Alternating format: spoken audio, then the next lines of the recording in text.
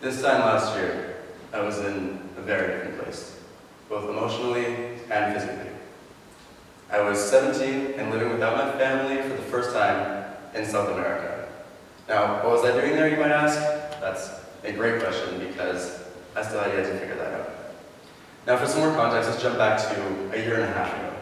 I was nearing the end of my high school career, and although I was so grateful for all the incredible people and opportunities I had in my life, I was exhausted and worn out from a number of factors at the time. I felt my passions dwindling, my interests fading, and I increasingly felt like my work and actions, both in and out of school, were meaningless. I started to experience a sort of emotional detachment, which is a certain numbness to negative emotions, but also positive ones. From an overwhelming amount of anxiety or stress for an extended period of time. By the end of high school, I was in need of a drastic change in my priorities, routine, and worldview. And I didn't want to just wait around for that change to come on its own. This is CMI Kariki. He's an architect in Toronto and a family friend who helped design the Baha'i Temple of South America.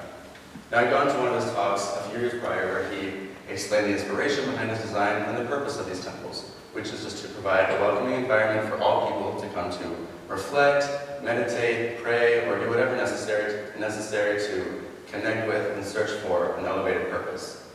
Now, I felt some kind of pull, an attraction to this place. Maybe because of everything it stood for, maybe because it had 4.7 stars review on Google. We'll never know. But either way, I quickly decided that I wanted to dedicate a period of my life after high school serving in and around this temple. So, when the time came, I packed everything I could into one suitcase and one guitar case and moved across the world alone at 17 to be of service in any way that I was needed for a year. Now, I won't be able to share with you everything that impacted me in my year away in the 5 minutes I have between the intro and outro of this talk, but I do hope to share some of the key elements that I think helped me reconnect with meaningful emotion and meaningful action in my everyday life. Now, the temple itself was absolutely incredible. I mean, I volunteered there in many ways, and as I was constantly there, I was able to observe the thousands of daily visitors and witness their interactions to such a grand manifestation of beauty and reverence. Person after person would step inside of the temple and be moved to tears. And I never witnessed just a building make someone cry before. Well, besides my high school, but for different reasons. So anyways, I thought something about the architecture itself is stirring up something deep, a rich emotional experience within many people. And I wanted to figure out exactly what that was. So over the next little while, I began to pay attention, and these were my findings. First of all, the temple is constructed as a dome that reaches 100 feet at its highest point. The moment you step into the temple, your gaze is pulled upwards. The grandeur of the structure is similar in effect to being in the Grand Canyon, staring up at the trees, standing on top of a mountain. The sublimity of these scenes inspires harmonious feelings of humility and awe within the person experiencing, and also experiences of individual significance and wonder and contemplation about the vast picture of life. An experiment at UC Berkeley has shown that participants who were asked to gaze up at tall trees for just 1 minute showed increased sense of altruism immediately after. Secondly, the temple is made of glass and translucent marble in order to radiate and disperse light inwardly in the day and outwardly at night. Research done at the University of Toronto has shown that an increased exposure to light has increased feelings of optimism and hope, and that light evokes stronger emotions in general, both positive and negative. Thirdly, written on the 9 walls of the temple and inscribed in the ceiling were quotes intended to spark thoughtful reflection within the reader. And I often witness these messages lead to conversations centered around topics of our purpose in life, unity and how we can work towards it, and what it really means to be a good person in this world. Now, regular engagement in thoughtful conversation and thoughtful reflection about a greater purpose has been shown to have a correlation with people who are happier and more fulfilled in life. Fourthly and lastly, the temple is circular in form, which is to represent equality. It has 9 doors facing every direction and radially extending pathways, so as to represent the emphasis on its welcome to all people. The shape itself is uniform, it's indistinct, it's universal in shape, so as to be indifferent, so that every person can feel like the temple belongs to them, regardless of race, religion, belief, gender, class, whatever it may be.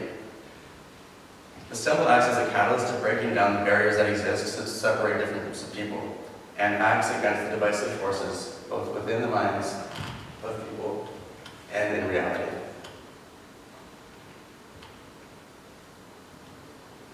So, 1, humility and awe.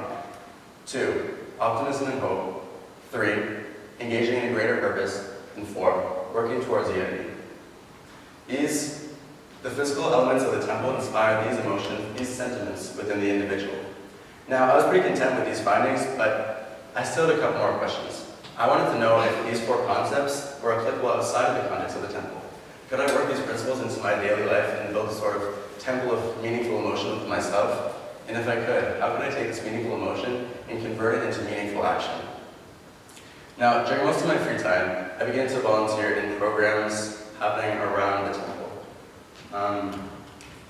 Many friends from different parts of Santiago that I met at the temple had decided to dedicate an incredible amount of their time outside of school and work to running and organizing programs for children's education, designed to connect the younger generation with their natural altruistic tendencies.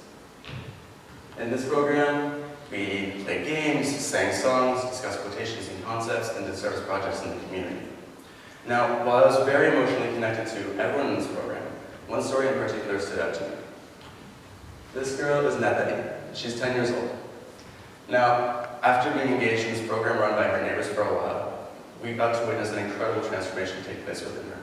Whereas before she was shy, afterwards she began to share her ideas with confidence, make friends with ease, and sing to uplift the people around her. Her parents told us that her grades increased substantially, and yet it wasn't just Natalie who was transformed. You see, her parents were so inspired by this transformation within their daughter that they began to question what the whole method was.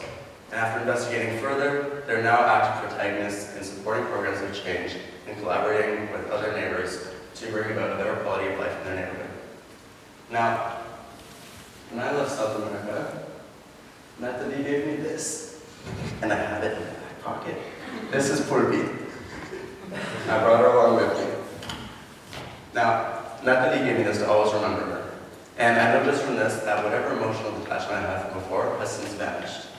Whereas before I may have looked at this and seen just a pink glove, an elastic, and an interesting glue gun job, I now see one of the most fulfilling periods of my life. I see a group of people serving their community with humility and awe by offering everything they have and expecting nothing in return, and by always seeking to actively learn from others. I see the same group of people striving to cultivate an environment of optimism and hope within their community by proving that it is possible to instigate change for the better. I see the same group of people engaging in a purpose greater than themselves and having an ongoing conversation with their community members about their own states of being and the state of being of their neighborhood. And finally, I see the same group of people working towards unity, striving to bring people from different stories and circumstances closer together, and working against barriers that exist even within one same neighborhood. So, serving in this capacity reflected the exact same principles that inspired meaningful emotion within the visitors at the temple. After this experience, I know that these are some of the most important factors in determining whether or not emotion and action will be meaningful. Now, I want to design my life so that these principles are at the core of my studies, career, and service opportunities here at home. And while I think I need to move to Santiago to realize and fully understand these concepts, it's now clear to me that nobody has to move across the world or even leave their neighborhood to encounter opportunities for meaningful change with some of these core concepts. Now, I was in search of a temple for meaning, and I went to a place that I thought would enhance my understanding of purpose. But I ended up finding this temple of meaning, not in a place, but in every situation and in every person. It was humble, hopeful, purposeful, and working towards unity. And I hope to continually build that temple of meaning myself.